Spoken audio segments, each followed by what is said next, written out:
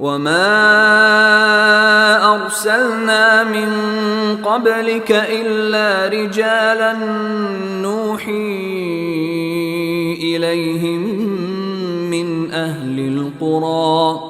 أَفَلَمْ يَسِيرُوا فِي الْأَرْضِ فَيَنظُرُوا كَيْفَ كَانَ عَاقِبَةُ الَّذِينَ مِن قَبْلِهِمْ وَلَدَارُ الْآخِرَةِ خَيْرٌ لِّلَّذِينَ اتَّقَوْا أَفَلَا تَعْقِلُونَ۔ اور ہم نے تم سے پہلے جو رسول بھیجے وہ سب مختلف بستیوں میں بسنے والے انسان ہی تھے جن پر ہم وہی بھیجتے تھے،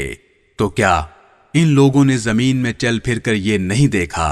کہ ان سے پہلے کی قوموں کا انجام کیسا ہوا، اور آخرت کا گھر یقیناً ان لوگوں کے لیے کہیں بہتر ہے جنہوں نے تقوی اختیار کیا۔ کیا پھر بھی تم عقل سے کام نہیں لیتے؟ حَتَّى إِذَا اسْتَيْأَسَ الرُّسُلُ وَظَنُّوا أَنَّهُمْ قَدْ كُذِبُوا جَاءَهُمْ نَصْرُنَا فَنُجِّيَ مَن نَّشَاءُ وَلَا يُرَدُّ بَأْسُنَا عَنِ الْقَوْمِ الْمُجْرِمِينَ۔